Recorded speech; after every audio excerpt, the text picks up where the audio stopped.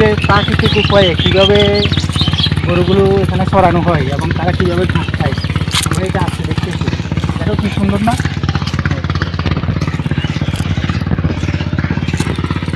একটা বিষয় হচ্ছে আমার সবসময় গ্রামীণ জীবন, গ্রামের যে নানা উপাদান, গ্রামের যে পশু, গ্রামের মানুষ, গ্রামের প্রকৃতি, এটা সবসময় ভালো লাগে। এই জন্য বারবার ছুটে আসে।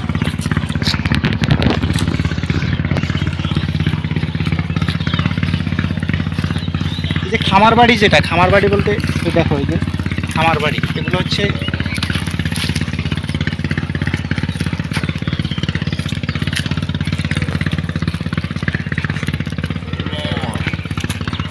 গ্রামের মাঠে ঘাটে প্রকৃতিতে ছড়িয়ে ছিটিয়ে রয়েছে গ্রাম বাংলার অপরূপ সৌন্দর্য, যেগুলো আপনাকে আমাকে সত্যি মুগ্ধ করে। হাজারো হতাশার মাঝে, ক্লান্তির মাঝে যদি আমরা গ্রামে ছুটে যাই, গ্রাম আপনাকে নিরাশ করবে না। আপনার মনকে সবুজ প্রকৃতিতে, আনন্দে, প্রাচুর্যে ভরে দিবে। সবুজ প্রকৃতি আর উন্মুক্ত আকাশ যেন গ্রাম বাংলার সৌন্দর্যকে ঘোষণা করে। গ্রামের এরকম শহর এলাকায় বিভিন্ন রকমের খামার বাড়ি রয়েছে, যেগুলোতে গবাদি পশু, হাঁস, মুরগি, মৎস্য সহ নানা রকমের কৃষিকাজ চলে। সারাদিন উন্মুক্ত প্রান্তরে গরুগুলো চড়ে বেড়ায়। একজন বা দুইজন রাখাল থাকে, তারা গরুগুলোকে দেখভাল করে এবং পরে গরুগুলো অনেক সময় নিজে তাদের খামারে ফিরে আসে।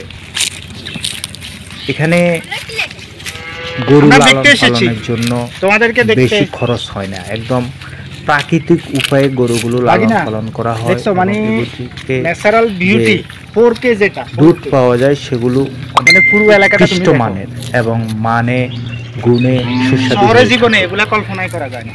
পল্লী কবি জসিমউদ্দিনের কবিতায় এরকম সৌন্দর্যের দেখা পাওয়া যায়।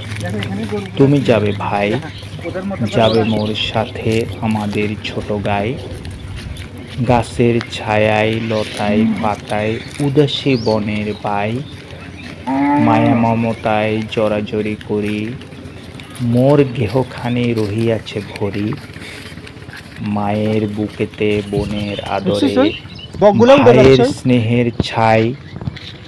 তুমি যাবে ভাই, যাবে মোর সাথে আমাদের ছোট গাই, ছোট গাঁওখানে ছোট নদী চলে, তার এক পাশ দিয়া অনেক দূরে না কাল জল, তার মাঝি আছে কে বা কাকের চক্ষু নিয়া, ঘাটের কিনারে আছে বাঁধা তরি,